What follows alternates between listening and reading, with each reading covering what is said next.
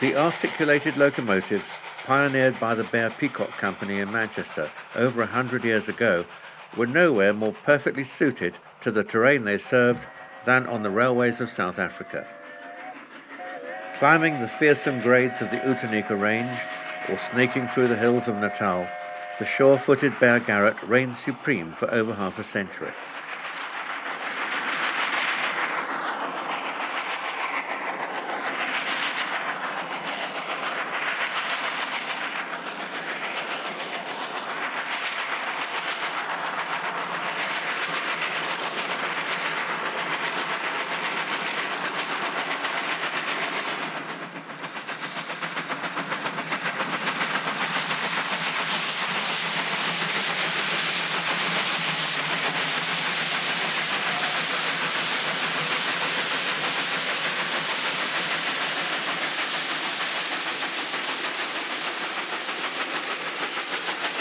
In this programme we shall study 6 classic Garratt designs, starting with the first ones sent to South Africa just after the First World War and ending with the last, built in 1968.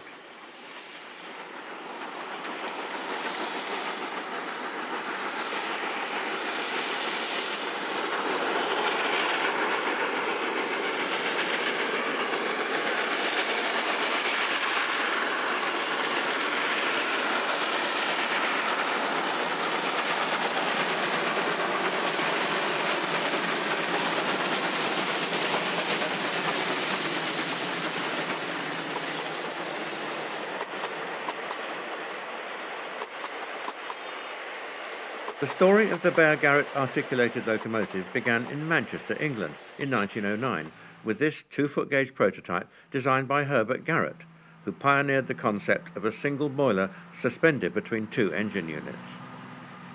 Luckily, the locomotive has survived and was shown off by its present owners, the Festiniog and Welsh Highland Railway, at a special photo call for its 100th birthday at the former Gorton Foundry, home of its long-defunct builders, the Beyer-Peacock Company. This engine was one of 2 supplied to the Tasmanian Railway, who became the world's first Garratt operators and pronounced themselves very satisfied with its performance. It took some time for news to filter through from distant Tasmania of the success of the pioneer Garratt, with its high tractive effort and low axle loads.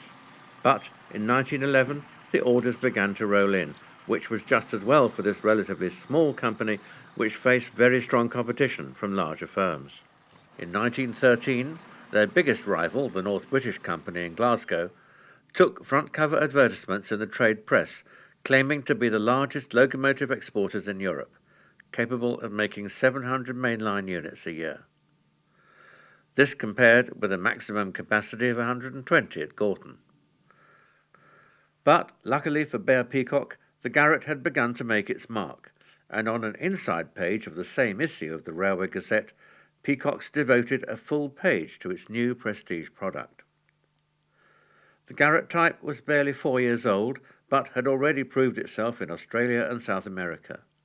In 1915, the firm received its first orders from South Africa. But they were tied up with munitions work in the Great War, so they couldn't deliver South Africa's first Garratts until 1919. These pioneers were double 260s, classified NGG11, and started service on the 2-foot gauge Donnybrook line. With their weight spread over 8 axles, their good adhesion and high tractive effort for their size made them an instant success. Train loads could be doubled, and line speeds increased too. Number 55 here was part of a second batch delivered in 1925.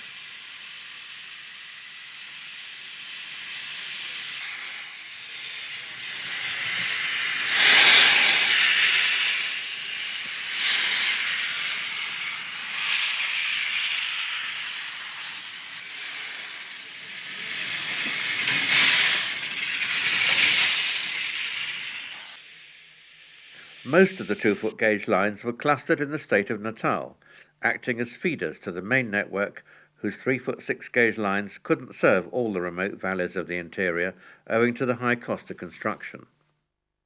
For decades, the 2-foot lines carried much of the province's freight, but sadly they're all closed now due to road competition.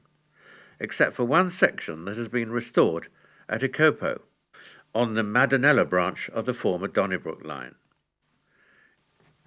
It is named the Paton's Country Railway, after former local resident and author Alan Paton, who immortalised the line in his book Cry the Beloved Country. Local farmer and steam entrepreneur Julian Pereira bought the disused track in 1999, and by 2006 had rebuilt 18 kilometres of it as a tourist railway. We shall now join number 55 on its period mixed train as it steams up towards Carrisbrook, which used to be Alan Paton's local station.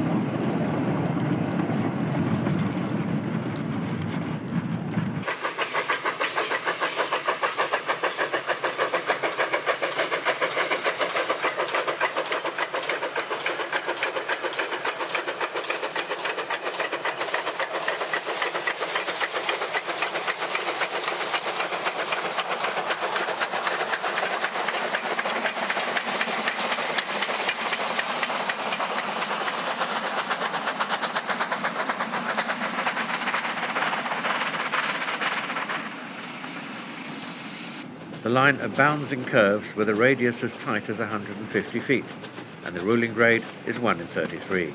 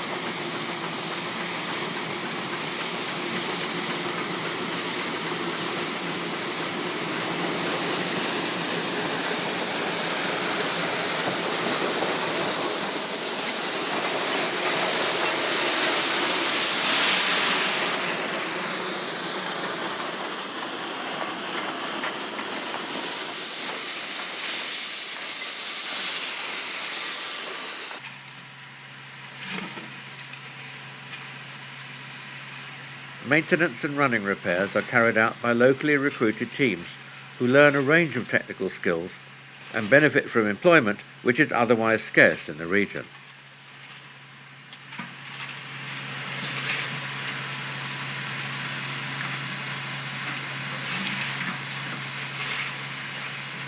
And it's not just shoveling coal. Sorting out a derailed pony truck is just one of many tasks that need to be tackled.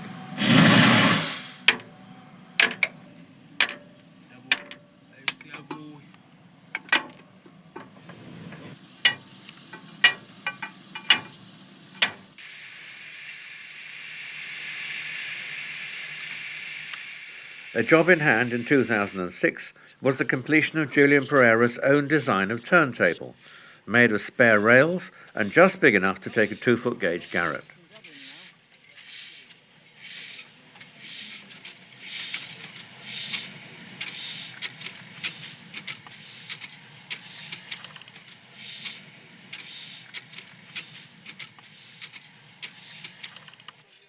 This small tank engine, built by Avonside Bristol in 1933, used to work on nearby sugarcane estates. Number 2 now handles shorter trains on the Paton Railway when demand does not justify the steaming of the Garratt.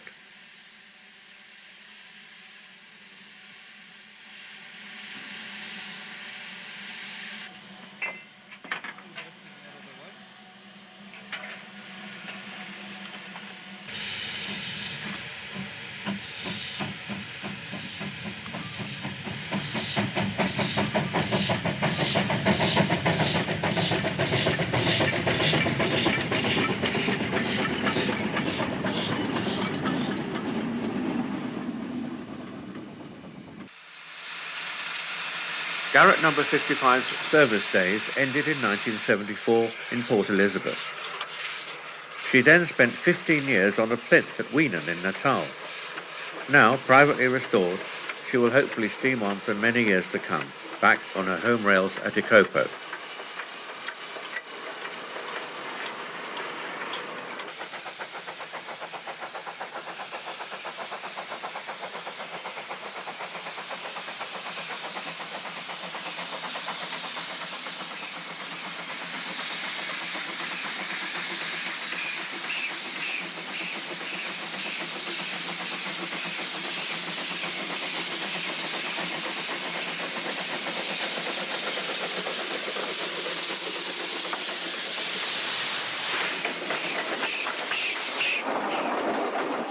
This is a trip southwards towards the summit of the line in the wattle plantations at Stainton, 3,700 foot above sea level.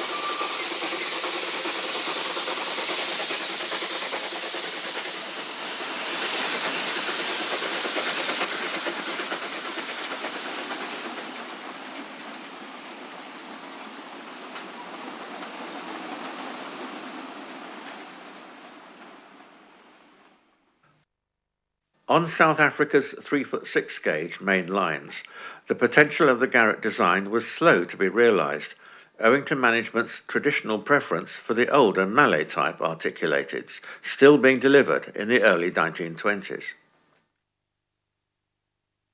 So, at first, they ordered just a few Garratts to try them out. But once proven, there was a rush for them. The first large quantity to be ordered was for the GF Double Pacific. 3 firms in Germany, Henschel, Hanomag and Maffei, shared the order and delivered 65 of them in 1927 and 28, a ringing endorsement indeed. With a modest 14-ton axle load, they had a wide route availability and packed a real punch with 35,000 pounds of tractive effort.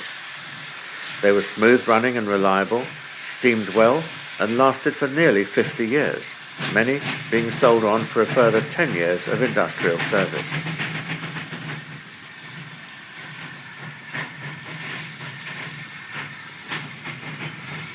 A surviving GF, number 2380, built by Hanomag in 1927, is maintained and operated by the Umgeni Steam Railway in Pietermaritzburg.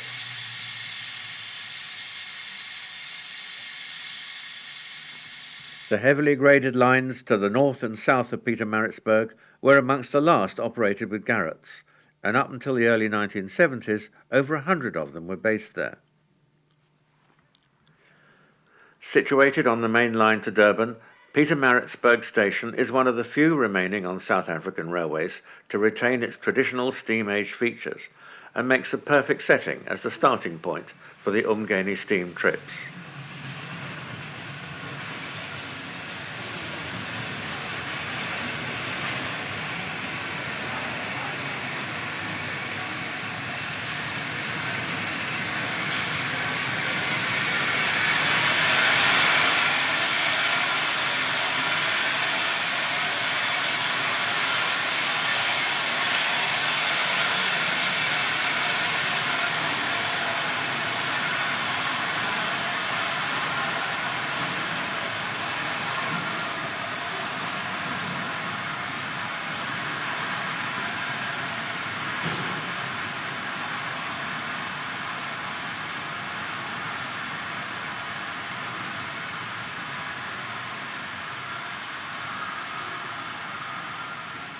A pre-dawn departure is made here, with the veteran GF taking a photographer's charter up to Albert Falls on the Greytown line.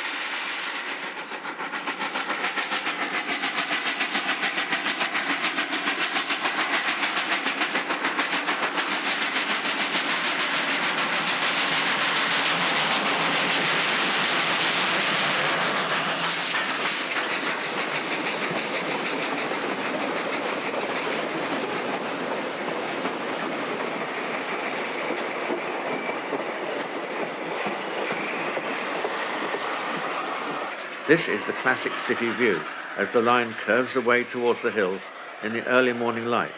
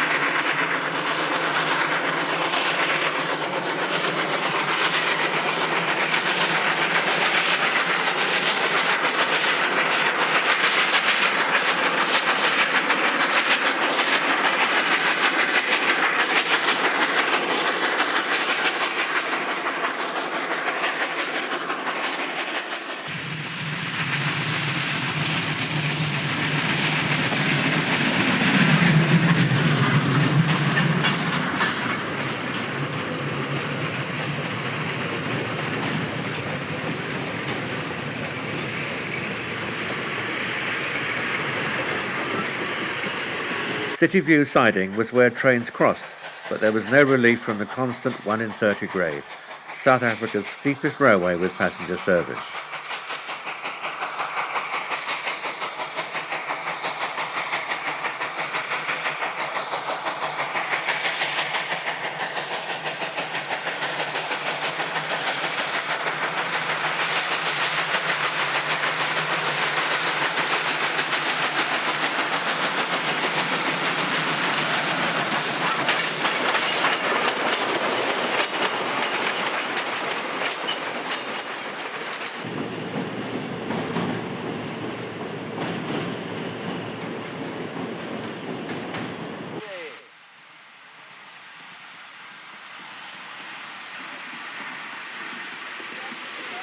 These reenactments of steam days need large groups of rail fans to dig deep in their pockets to cover the very high running costs.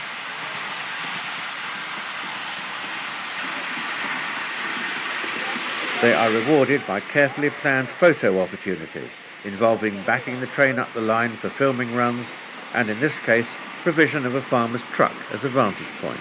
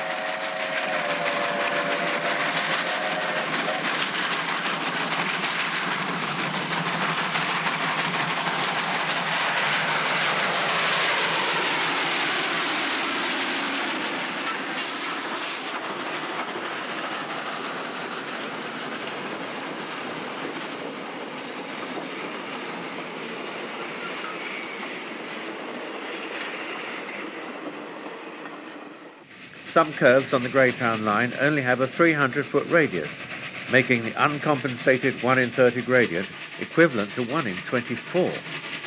But the perfectly restored GF has no trouble with it at all.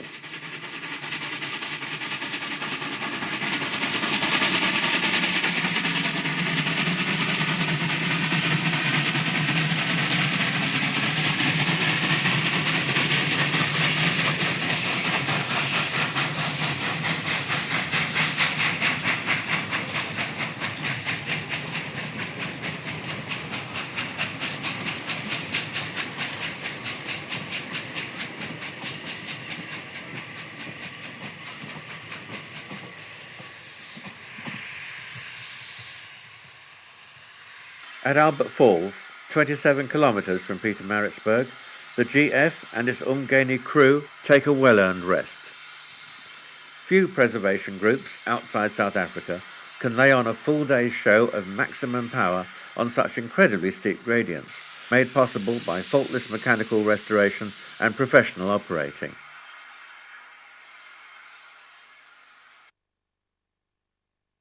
To the south of Pietermaritzburg lies the Cape Natal line, which, as its name suggests, was once intended as a through route down to Cape Province. But the large gap in the middle was never closed. The line's switchback course takes it through the breathtaking panorama of the Umzimkhulu Valley. Descriptions range from the poetic Natal's eternal hills to the rather more prosaic miles and miles of ruddy Africa. The latter view may have appealed to the civil engineers building the railway a century ago as they struggled to maintain even grade in such difficult terrain. It had to cross 3 major watersheds, totalling 7,000 foot of climb and 4,000 foot of descent, on a ruling grade of 1 in 40, with scarcely a straight rail in its first 90 miles. As costs mounted, it was decided to put the project on hold in 1912. The railway had just entered Cape Province, where the first town it came to was Franklin, and there it stopped, just about meriting its title, the Cape Natal. The terminus was an 11-hour journey from Pietermaritzburg, 140 miles by rail, but a mere 74 as the crow flies.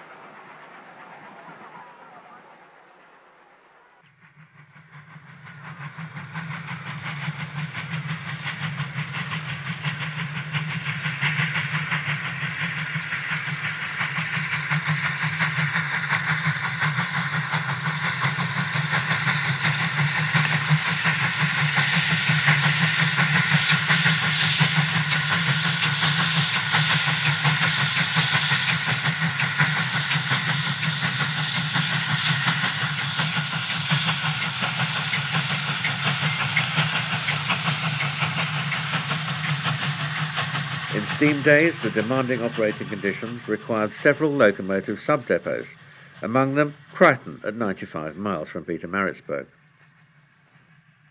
In a joint project with the Ingwe Tourist Board, the Paton's Country Railway team from Ikopo are in charge of the new engine shed, and here play host to Umgenis GF Garratt for the day. The Paton's team maintain an Umgeni Railway Class 19D locomotive here for local excursions.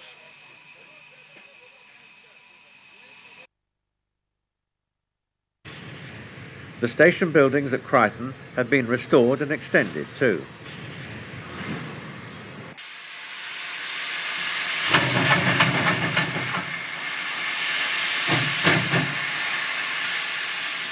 After the GF has been serviced, she is asked to shunt aside Greytown's spare 19D number 2685, which is due to be towed to Pietermaritzburg for repairs.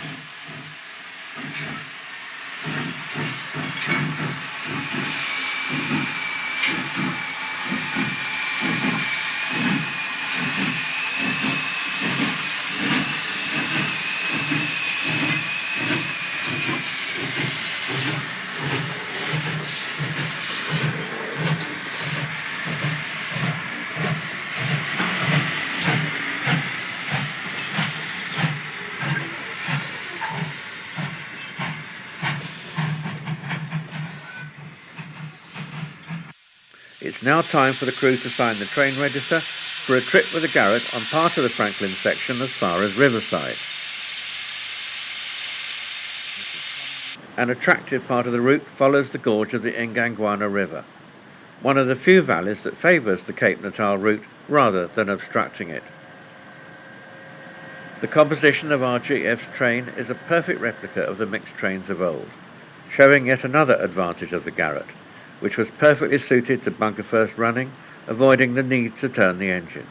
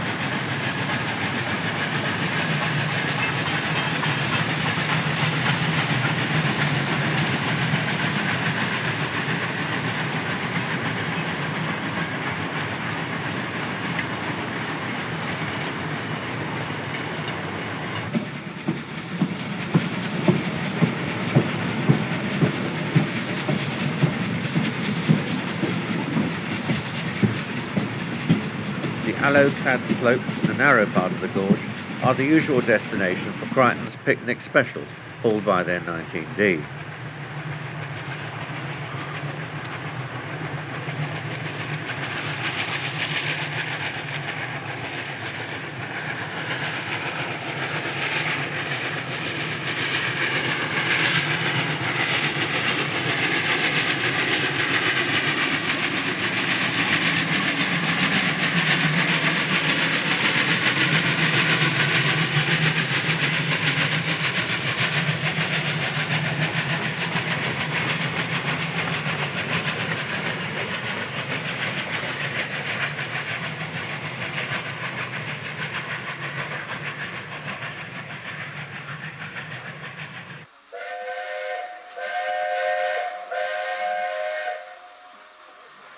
Every Saturday until the early 1970s, an extra passenger train used to run on the Cape Natal, and it was usually hauled by a GF. One of the last duties of the class on South African railways, recreated here at Greytown.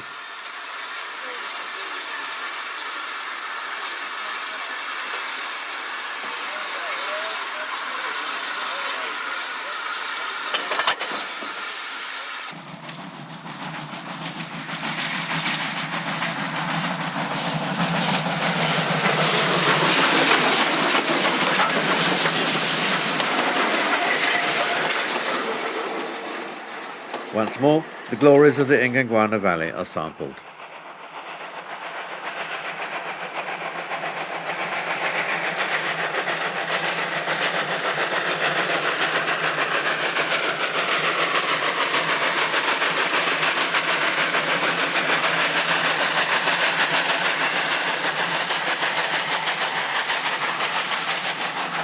As our train leaves the gorge, it crosses this small bridge, which marks the old Eastern Cape boundary.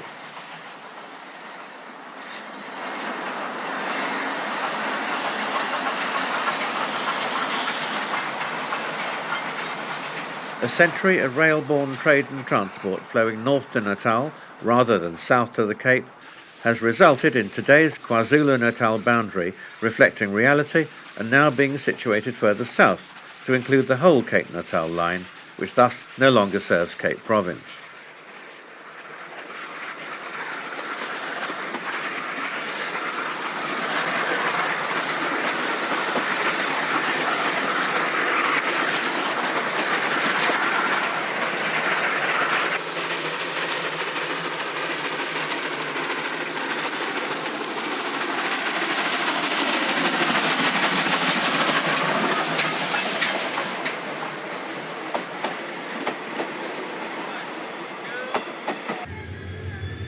At Riverside Crossing Point, a diesel freight accelerates away towards Franklin.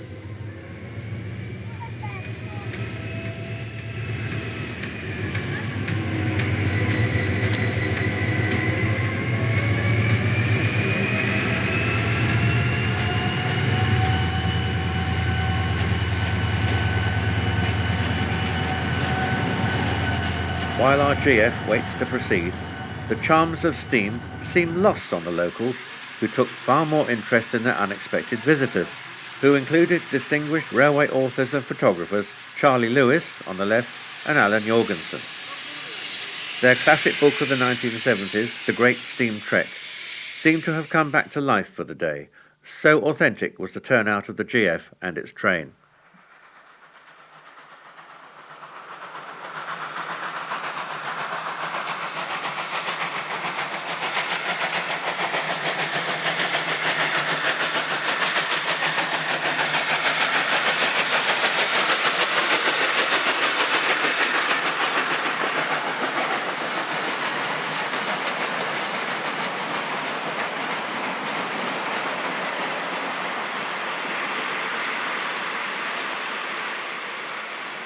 The GFs from time to time were double-headed if train loads were heavier than usual.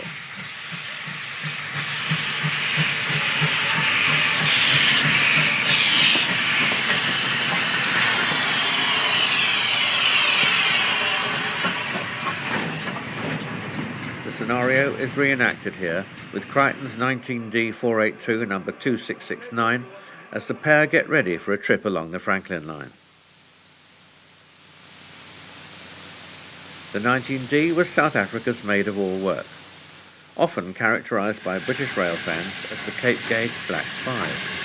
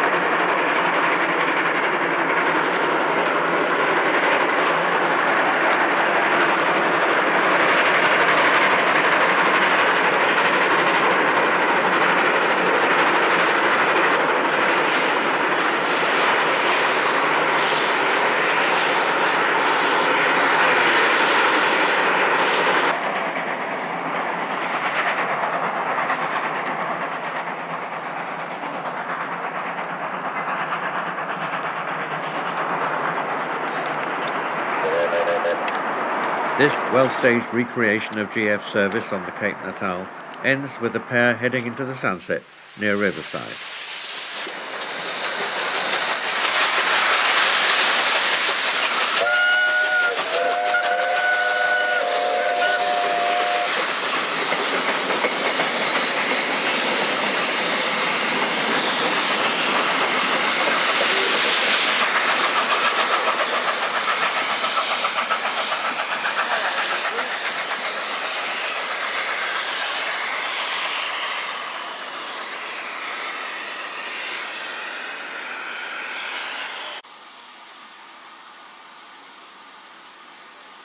Towards the end of steam, The Cape Natal line had its greatest steam show of all, when the large GEA Class Garratts were cascaded there due to electrification elsewhere on the network. Built between 1952 and 1958, these were the last of the Super Garratts, nearly as powerful as two GFs combined, and 120 of them were built. Not only the last, but also the most numerous South African class, they embodied many modern refinements, such as cast steel beds and roller bearings throughout. When running with auxiliary water tenders, they were classified GMAM. Umgeni Steam Railway's number 4074 is one of 55 of them, built under licence by Henschel in Germany.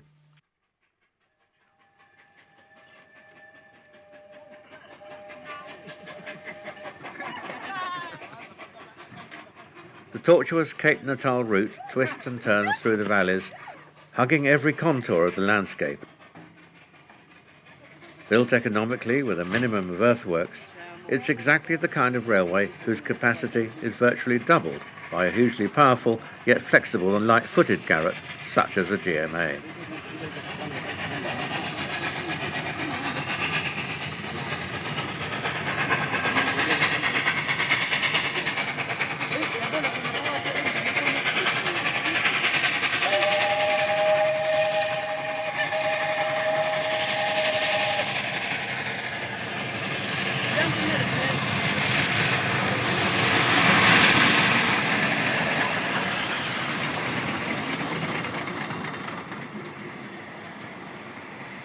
In this sparsely populated area, with just the occasional cluster of Zulu huts, the line may be economically challenged, but certainly produces some classic South African railway scenes.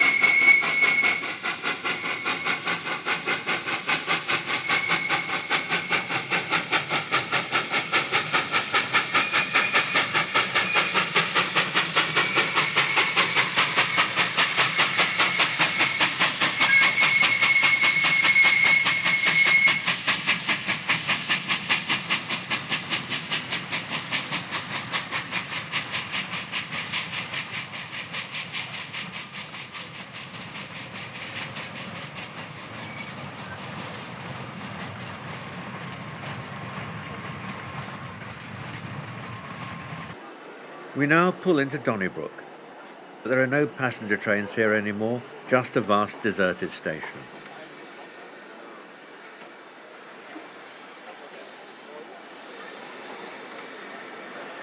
Gone are the trainloads of passengers awaiting their connections to the Underberg branch or the narrow gauge to Ikopo. But the forests of the region keep the timber yard in business, for which the preferred transport is still the railway.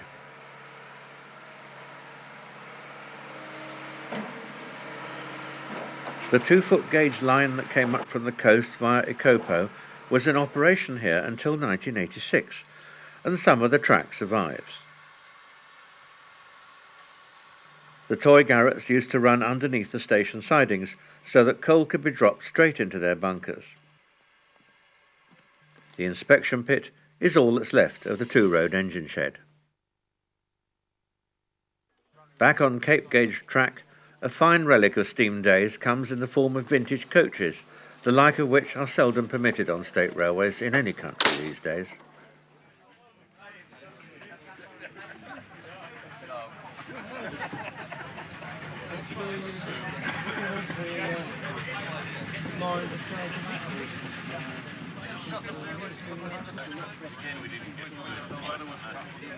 A major advantage of the Garratt, above all other articulated types, is its free running on downhill curvature. Equivalent Malays, for example, being inherently unstable due to the lateral overhang of their front end. Having climbed to the summit at Donnybrook and descended again through the hills to the north, we come to the river system that forms the next big dip in the Cape Natal Railway, the Umkomazi. Nearby is the suitably named Deepdale, where steam locomotives were serviced before the next major climb on the switchback route to Pietermaritzburg. It's as far as our GMA will go on this trip.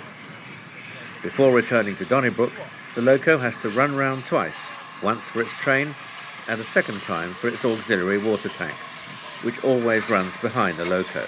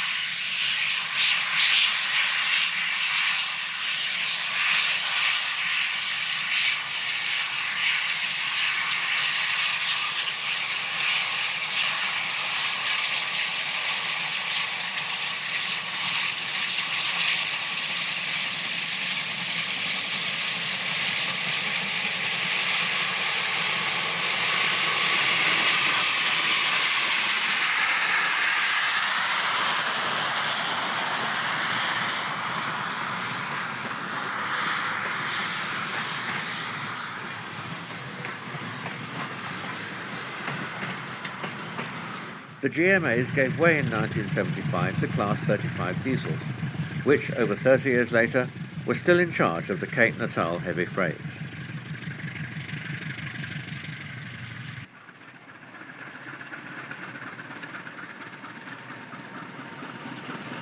While the railway continues to fulfil a commercial need, we can hope that the Umgeni Collection's magnificent garrets will continue their occasional visits to the Cape Natal.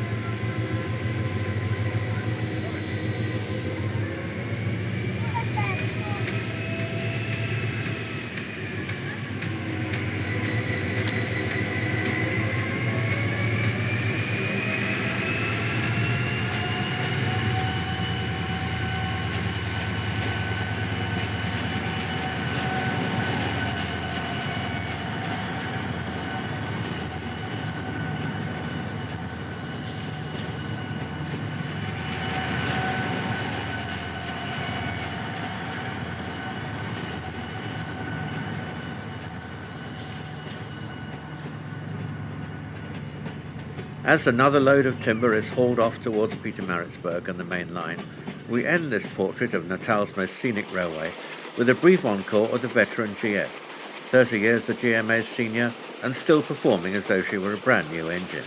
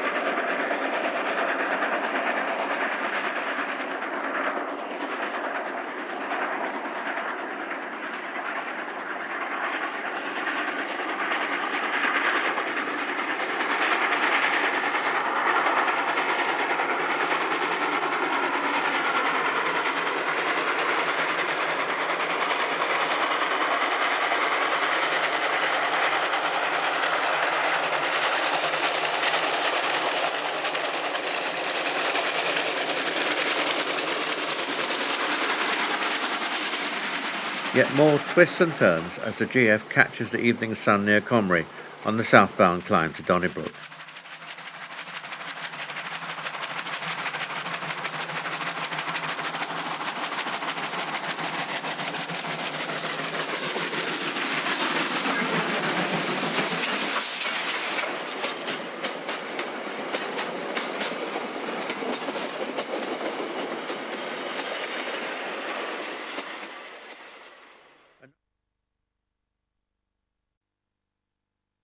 Another major centre of garret operation was the mountain section of the so-called Garden Route from Cape Town, which follows the coast to George and then climbs inland to the Little Karoo en route to Port Elizabeth. Main town of the Little Karoo is Oateshorn, founded in 1847. Its old world atmosphere and picturesque Victorian buildings make it a must for the visitor, while the surrounding area is renowned for its ostrich farms, which somehow all tourists get taken to regardless of the actual theme of their tour. Dominating the plain are the southern Drakensberg Mountains, whose dramatic Outeniqua range separates the Little Karoo from the coast. We start on the northern approaches, climbing away from the Little Karoo plain, our special hauled by a GEA Class Garratt, seen here picked out in the early morning light.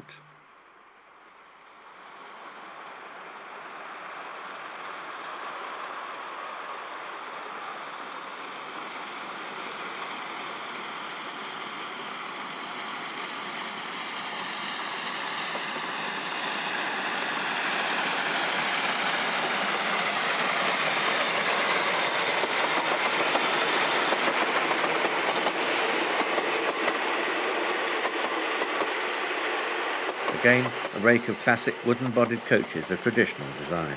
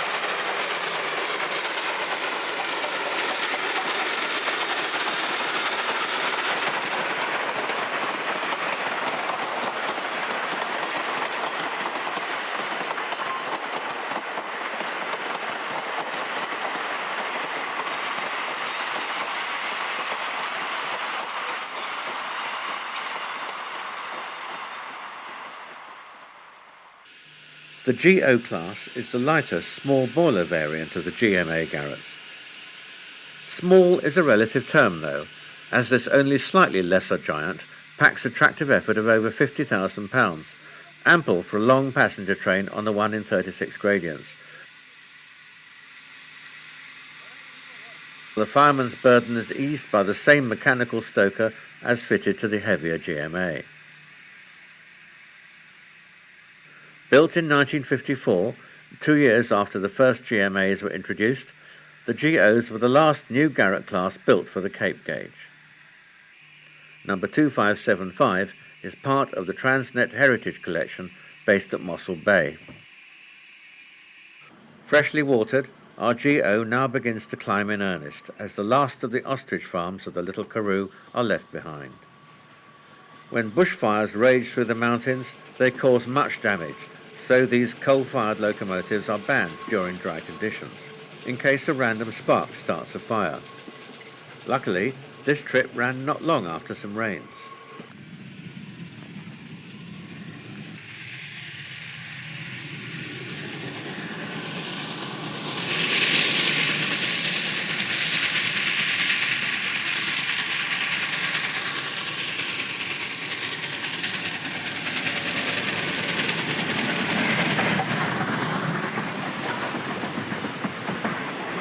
The Montagu Pass is the most scenic main line in the whole of South Africa, but hardly ever sees steam in sunny weather nowadays, as the fire risk threshold has been lowered in recent years.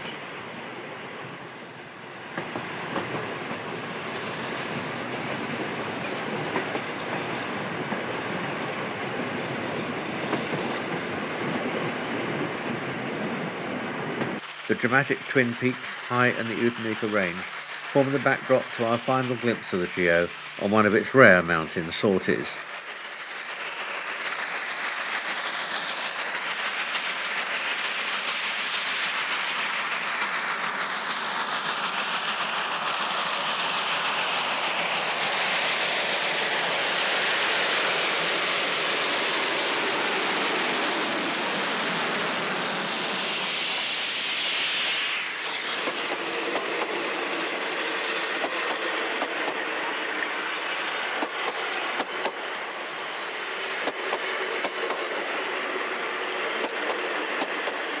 But the abrupt climb from the south, from the coast at Mossel Bay up to the Montagu Pass, was the severest test of all for locomotives working the Garden route.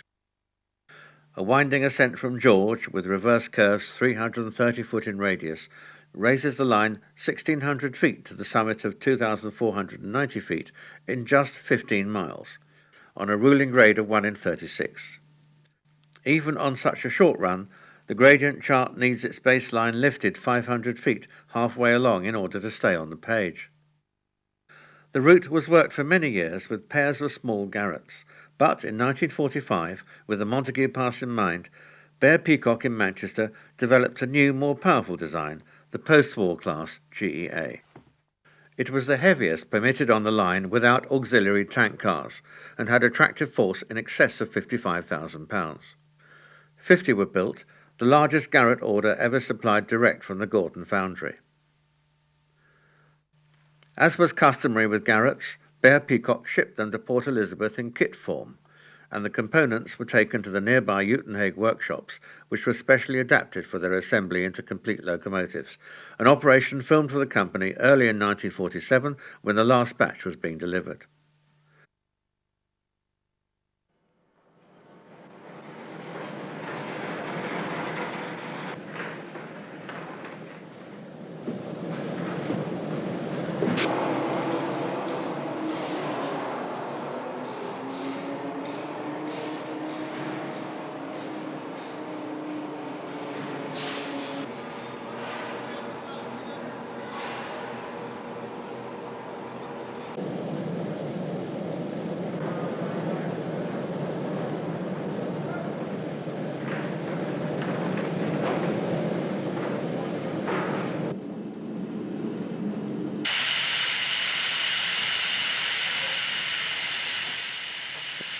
The GEA class was an excellent performer, but a challenge for the firemen. It had the largest hand-fired grate of any Garratt at 51 square feet.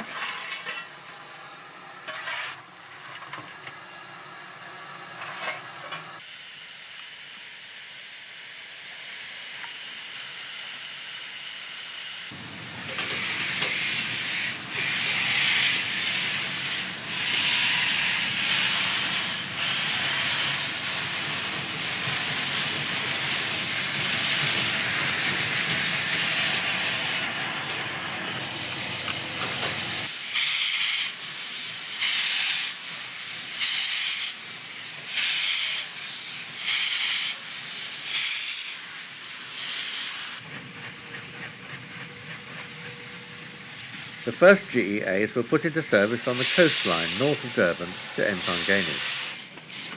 The first 50 miles were non-stop with speeds up to 45 miles an hour as far as Stanger. Beyond there, passenger trains were quite slow with frequent stops, but the better acceleration of the GEAs enabled timings to be improved. This is a return working to Durban at Stanger.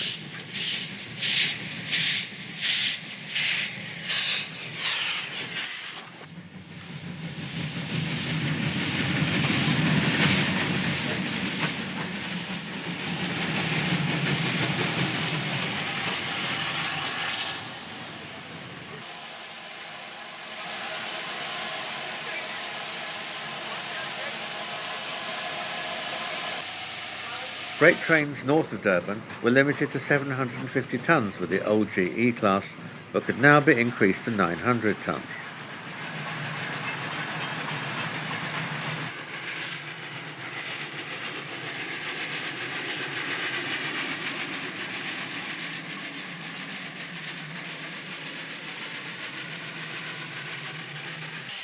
As more GEAs were delivered, they were sent out on road tests in preparation for their toughest assignment, the Montagu Pass.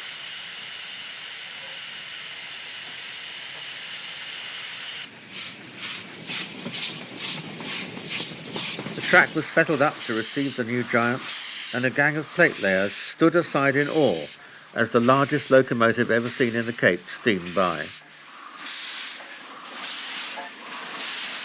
With final checks made, the GEAs were sent to Mossel Bay for line service on the Garden route. Shortly after leaving George, the passenger can see from his window the abrupt start of the 1 in 36 slog up to the summit at Topping.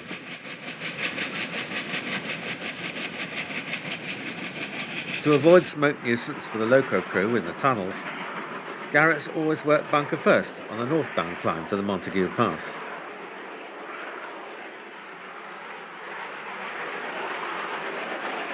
The Beyer-Peacock representative had the rare privilege of a cab ride over the Montagu, but only on the return run downhill.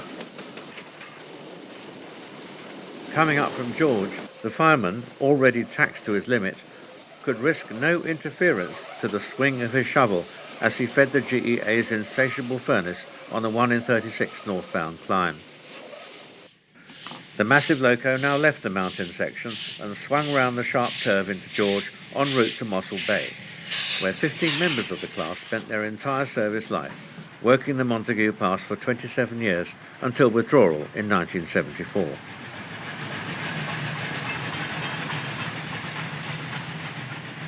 South African Railways disposed of all their GEA Class Garratts, but they weren't all scrapped. Some were sold off to industrial users, including this one, number 4023. When the Vryheid Coronation Colliery had finished with it in 1995, the Heritage Division of Transnet, successors to South African Railways, stepped in and bought it back. They restored it as part of the National Collection of Working Steam at 4023's original home near Mossel Bay, at Fourby, the base for Garden Route steam excursions. With reference to its builders, the locomotive is named Peacock and has had a new number plate cast to erase all trace of its twilight years as a mere colliery engine. Number 4023 was built in 1946, and 60 years later, in 2006, we see it being specially prepared for a trip on its old stamping ground.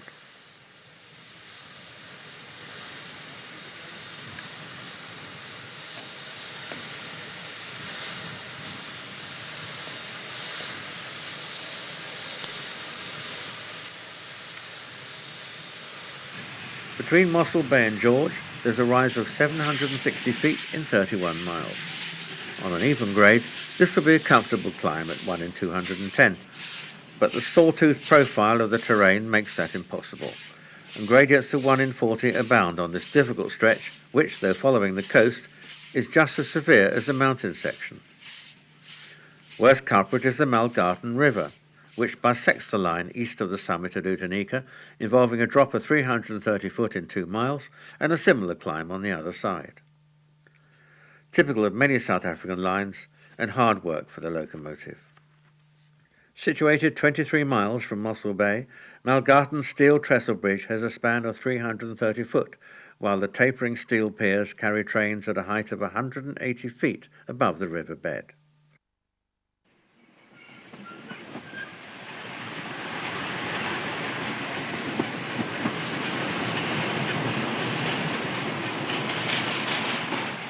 It's the 4th highest railway viaduct in South Africa.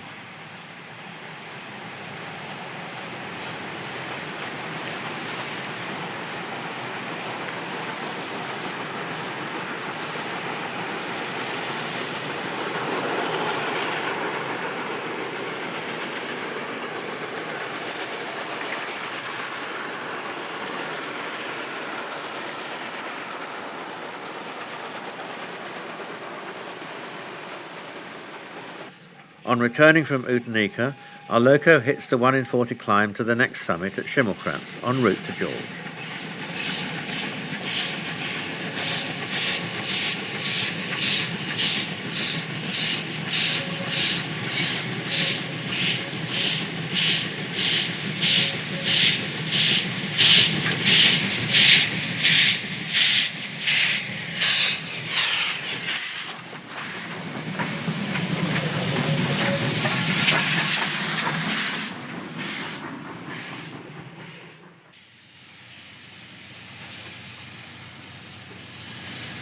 Our locomotive took water at George Station, where the typical Southern African overhead watering point is retained for steam excursions. The GEA's 60th birthday outing ended at George, but on a previous trip, before the fire risk threshold was lowered, our GEA was allowed up the Montagu Pass, enabling us to relive the most spectacular steam operation in all of Africa.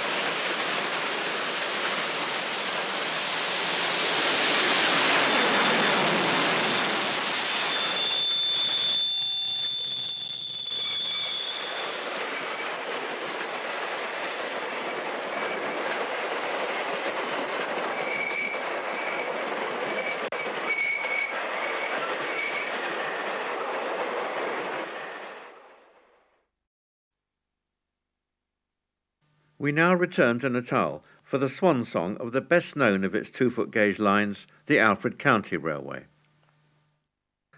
Closed along with the other narrow gauge lines in 1986, this one was sold to a private company who reopened it 2 years later as a commercial common carrier, using the original stock of Garratt locomotives of class NGG16, mostly consisting of the last ones built by Hunslet Taylor in South Africa in 1968.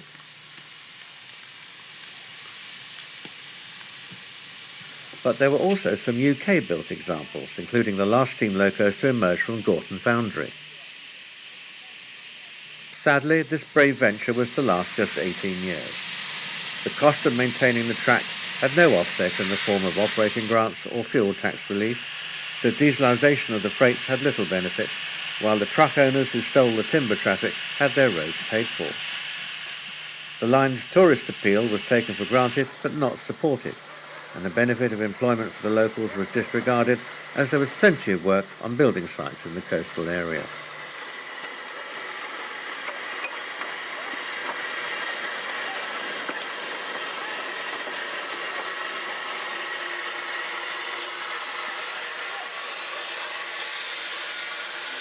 The loco crew invited us aboard for a farewell trip on one of the last runs of the popular but doomed Banana Express.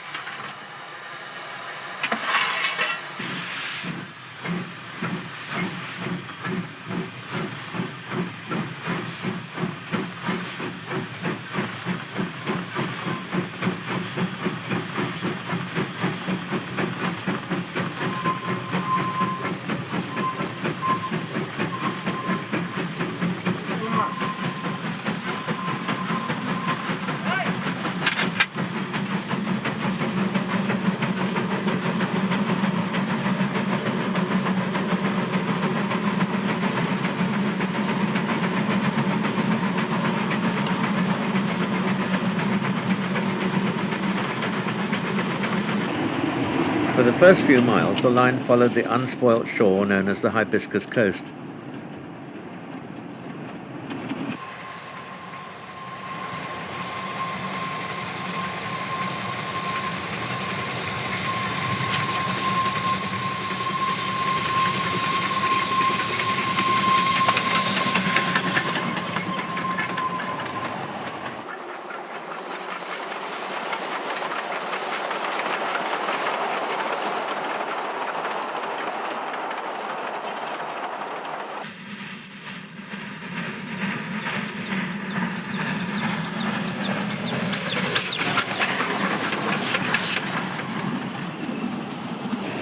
The train then swung inland and was straightaway hemmed in by the plantations that gave it its name, but soon came out into the open to give us the classic views for which the line was famous.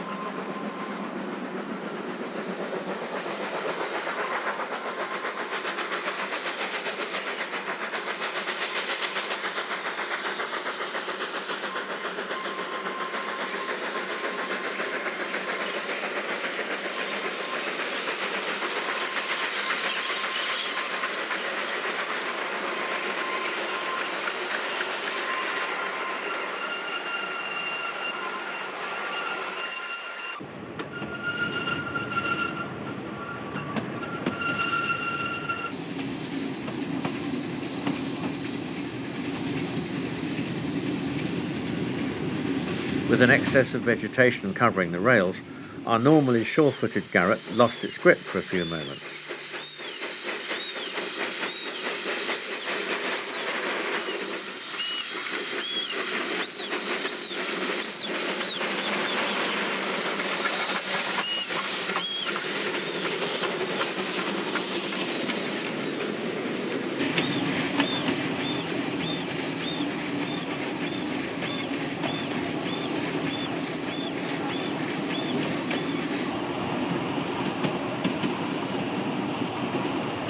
train then entered the little colonial village of Izocha, which is as far as the Banana Express ran towards the end.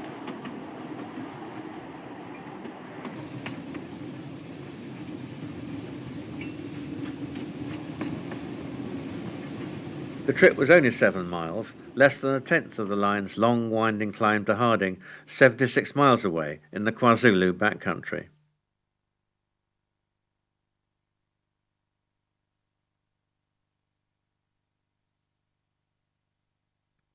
In the loop was Garratt number 155, reclassified NGG16A as a result of the Alfred County's own gas producer modifications for more efficient firing. As 140 drew forward, a quick word to the crew from Charlie Lewis, in his lesser-known role as the Alfred County's managing director.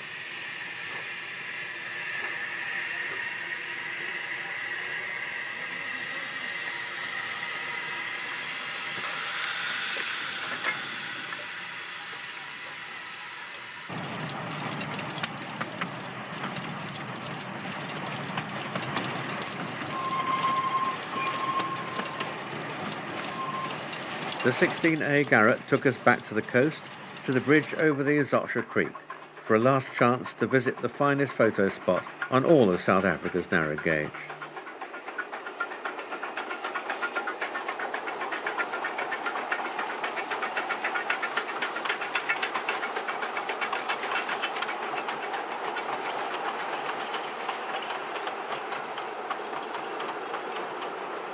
Property developers along the coast now plan to use the railway's trackbed to expand the Shelley Beach resort, with cynical disregard for the destruction of the very amenity new residents would be very likely to enjoy. The backdrop of Indian Ocean waves breaking on the shores of the Hibiscus Coast delighted thousands of riders, but this world-class scenic asset still wasn't enough to save the line.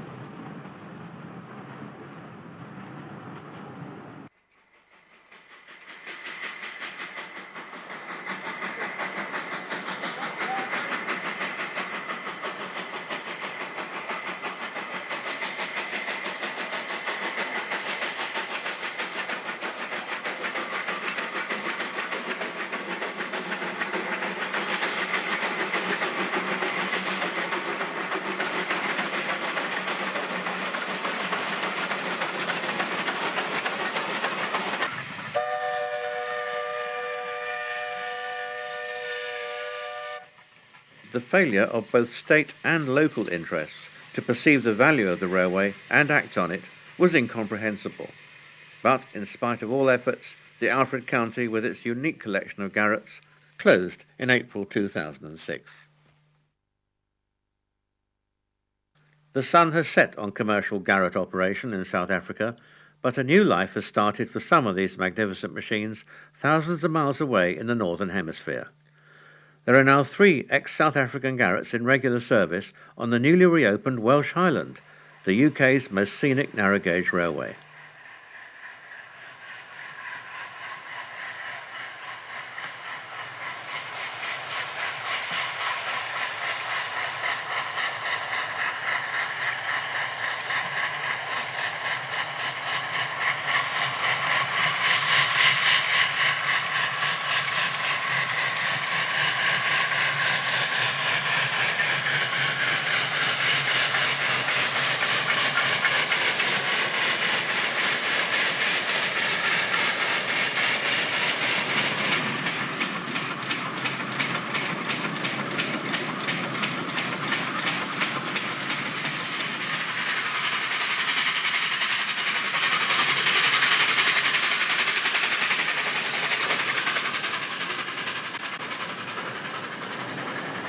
North Wales is the new Garratt country.